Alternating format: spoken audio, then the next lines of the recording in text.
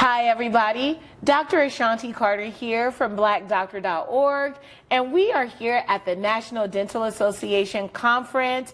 You guys, boy do I have a treat for you.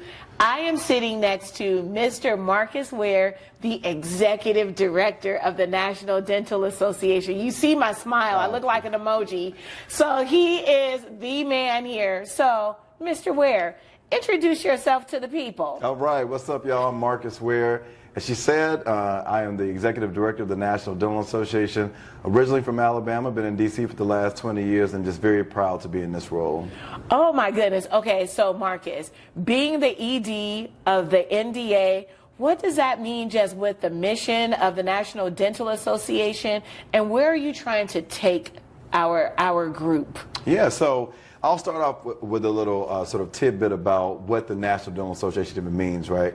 I often share with people in this country, when you see American before an organization's names, it means traditionally it was a white organization, right? Oh, wow. And so when you see national, it means black, American Medical Association, National Medical Association. So simply, we are the organization that serves black dentists and black oral health professionals in this country. It means a lot to me because I grew up in a rural area. There was not a black dentist there. The first time I saw a black dentist was when I went to Howard University, and I started getting free dental care from the clinic that is in the dental school. And so to be the ED of the NDA is a tremendous honor for me because there are too many folks in this country who don't have access to oral health care, and it's too expensive. The insurance is not great, and so the work that our members do and the work that our organization seeks to do, not only in outreach but in education and many other arenas, is very, very critical to our community.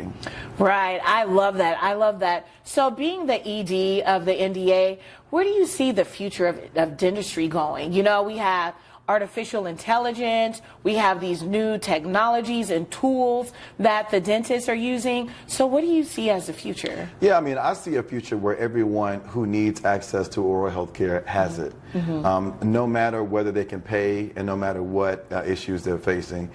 In this country, there are still too many people who die or who end up with serious illnesses because they just don't have access to care. And so for me, the technology is important. All of the advancements, they are important, but for me, there's still work to do in terms of access. And so for me, I hope that the future, with the NDA at the lead, is to make sure that marginalized communities and everyone in this country has access to quality oral health care. I love it. I love it. So, Marcus, we've spoken off camera.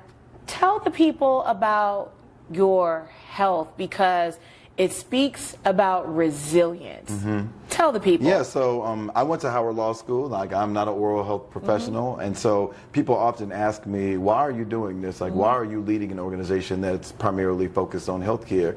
And I have to share with people, you know, when I was 33 years old, relatively healthy, in good shape, I was diagnosed with Hodgkin's lymphoma. It was a real shock to me because I knew something was wrong, right? And I think in our community it's taboo to not to go to the doctor, but to really confirm what you already know, which is that you know, we are in our bodies 24 hours a day, and so when something isn't right, our brains do this thing where we try to convince ourselves that, oh, it's something that will pass, or you give it time before you actually go check it out. I'm not that type of person, right? So I started going to my primary care physician and say, like, these are the things that are happening.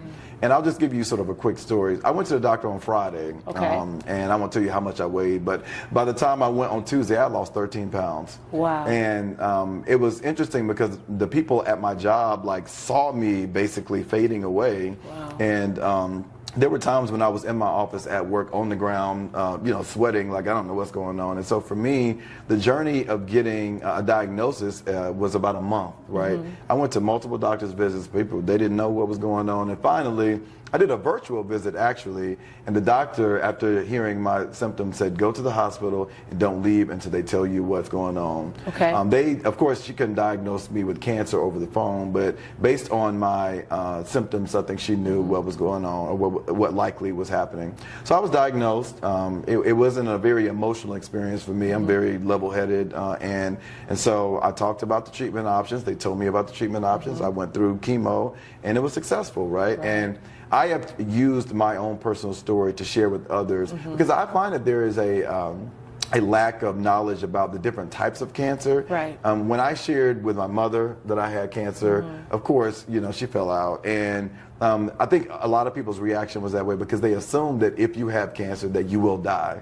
And that is true for some types of cancer, but because of research and because of advancements in the medical field, there are a lot of very treatable cancers. And so Correct. my hope is that in speaking out and sharing my story that I can really educate folks on some of the different types of cancers out there, and so that when family members hear or when individuals hear that they may be diagnosed with cancer, that their reaction is not purely emotion, but it's also now is the time for me to actually go do some research about what it is that I've been diagnosed with and what I need to do in order to sort of be successful in the treatment.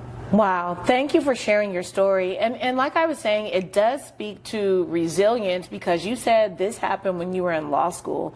Think about the students who are diagnosed when they're in medical school, dental school. So how did you, because you said you're level-headed, where does that come from?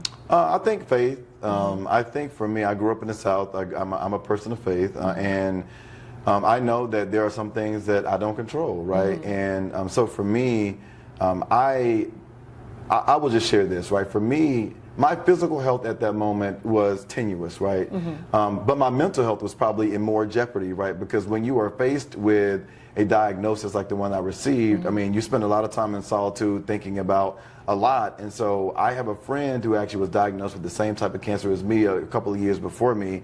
And I called her and she told me, if you don't have a therapist, now you need to get a therapist, right? Wow. And that was one of the first things that I did was engage a mental health professional to help me process not only what I was going through, but how my life might change as a result of it. Because I am a different person now than I was back then. And so for me, the short answer was faith and a mental health professional, right? It wasn't one or the other, it was both and. Right, right. And it's interesting that you say that because July is actually National Minority Mental Health Awareness Month. So that's great. So mental health, that's amazing. So I wanna flip back to your role at the NDA. How have you grown as a leader?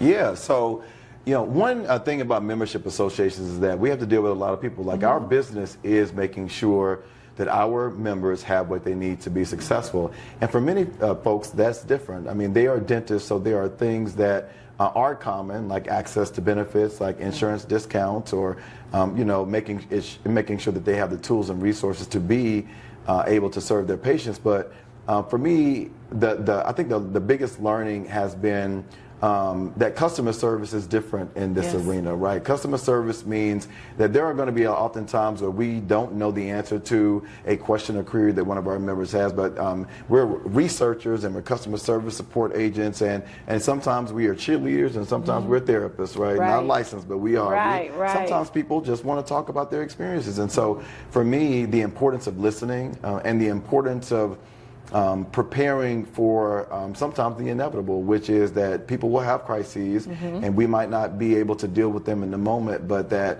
we are committed to making whatever advances we can to help them solve the issue. So for me, I think I've always been a leader that has been innovative. I've always been strategic. But for me, really having to include as many people as we serve in that leadership has been something that I have really appreciated. Wow, that's great. That's great. And one thing that I've really appreciated just attending the conference is seeing the students from SNDA. That's right. Yeah, so how does the NDA support the students of SNDA? Yeah, so many of our members were once members of SNDA, right? The NDA has been around for over 100 years.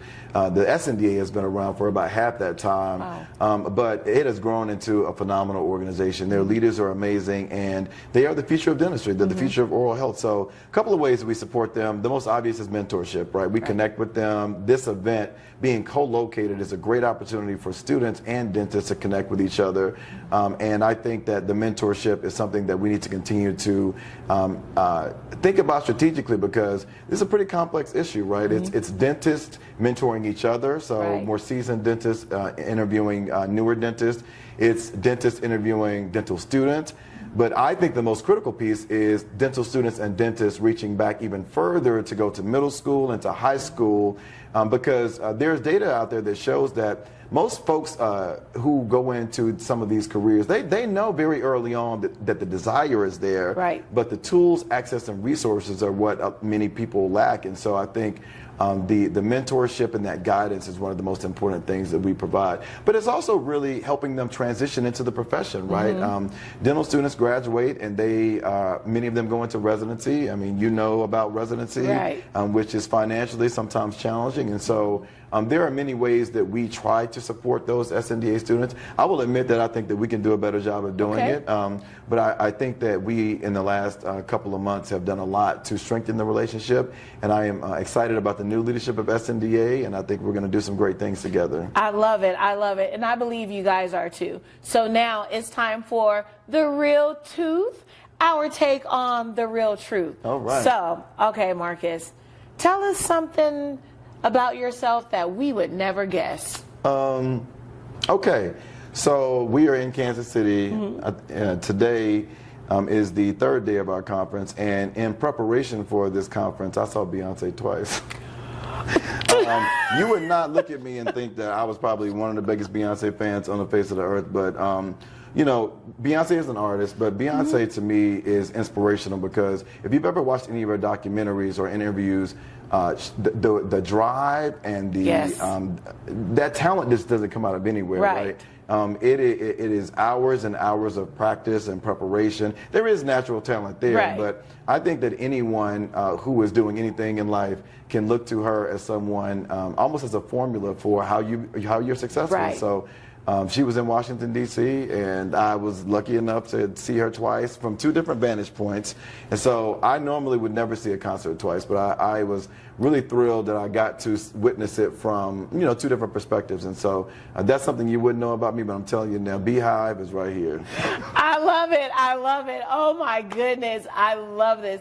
This has been an honor, Marcus. The pleasure is mine. And I want to thank you for the work that you do. I know blackdoctor.org, I think, is such an incredible platform because, you know, a lot of times doctors talk to each other in a language that is not accessible for folks who have not gone to get that advanced education. But I think the work that you all are doing here is really making it accessible.